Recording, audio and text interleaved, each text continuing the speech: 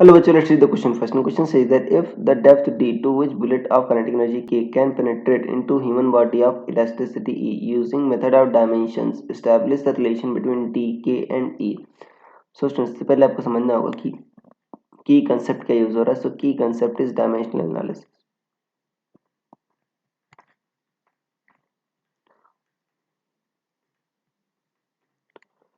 Dimensional analysis. देखो बच्चों, कोई भी इक्वेशन आपका वैलिड होता है जब लेफ्ट हैंड साइड और राइट हैंड साइड की डायमेंशन सेम होती है. अब जो डेप्थ ऑफ पेनिट्रेशन है डी, वो प्रोपोर्शनल मान लेते हैं के की पावर एक्स के, इलास्टिसिटी ई की पावर वाई के, और ठीक है काइनेटिक एनर्जी के की पावर, काइनेटिक एनर्जी के जो हमने लिख लिया राइट. डी के और ई में बच्चों रिलेशन हमको पता करना है. सो मान लो के की पावर एक्स है और इलास्टिसिटी की पावर वाई के प्रोपोर्शनल है. तो यहाँ पर अगर आप इसको प्रोपोर्शनलिटी हटाओगे तो एक बच्चों डायमेंशनलेस कांस्टेंट आएगा, मान लो सी इंटू के की पावर एक्स इंटू ई की पावर वाई. अब के क्या बच्चों, काइनेटिक एनर्जी क्या होती है, जैसे हाफ एम वी स्क्वायर होती है, अपने पढ़ा है. सो यहाँ से इसकी डायमेंशन निकाल सकते हो बच्चों. मास की डायमेंशन क्या हो गई, एल. मास की डायमेंशन एम, और वी बच्चों एल टी माइनस वन होता है, तो ये L square T minus to हो गया, ये हो गया. और इलास्टिसिटी कैसे निकालते हो, इलास्टिसिटी बच्चों आपका देखो, stress equal to gamma into strain होता है right. Stress equal to sigma कह दो बच्चों, गामा इंटू या ई इंटू स्ट्रेन होता है. स्ट्रेन में जो डायमेंशनलेस होता है, तो ई की जो डायमेंशन होगी स्ट्रेस की डायमेंशन के बराबर होगी. सो जो स्ट्रेस क्या होता है, force per unit area. Force क्या हो गया, M L T minus two upon L square. So ये आ जाएगा M L minus one T minus two, ये आ जाएगा बच्चों. सभी की डायमेंशन आ गई. डेप्थ बच्चों, डेप्थ ऑफ पेनिट्रेशन तो लेंथ है, तो लेंथ की डायमेंशन तो एल होगी. अब बच्चों डायमेंशन बराबर कर देते हैं लेफ्ट हैंड साइड और राइट हैंड साइड की.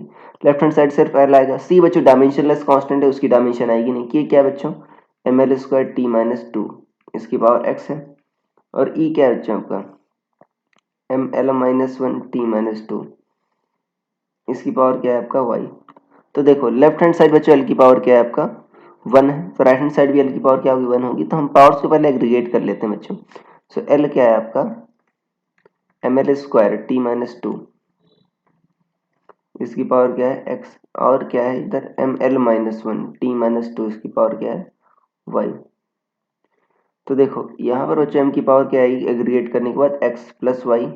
एल की पावर क्या आएगी, टू एक्स माइनस वाई, और टी की पावर क्या आएगी, minus two X minus two Y. इधर बच्चों आपका एल आपका वन, एल की पावर क्या है वन.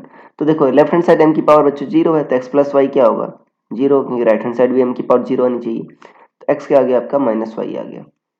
अब यहाँ पर देखो लेफ्ट हैंड साइड एल की पावर क्या है बच्चों, वन. तो राइट हैंड साइड भी एल की पावर वन होनी चाहिए. सो टू एक्स माइनस वाई क्या है आपका, वन आएगा.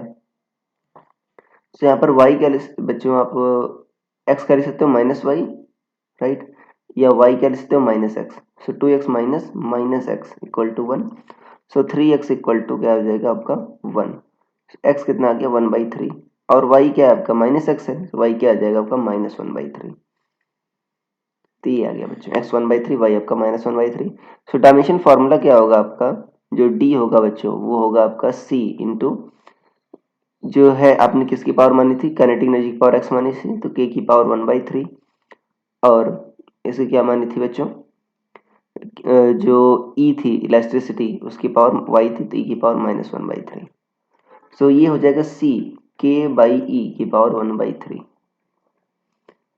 मतलब ये क्यूब रूट में है बच्चों राइट. तो इसको ऐसे भी लिख सकते हो, डायमेंशन कांस्टेंट सी है, ये क्या होगा वन बाई थ्री, ये क्या होगा के बाई ई. ऐसे भी हो सकता है, या ये भी सही है, दोनों दोनों फॉर्म में लिख सकते हो बच्चों. सी एक आपका डायमेंशनलेस कांस्टेंट है, एक नंबर है. So I hope you understood it well. Best of luck.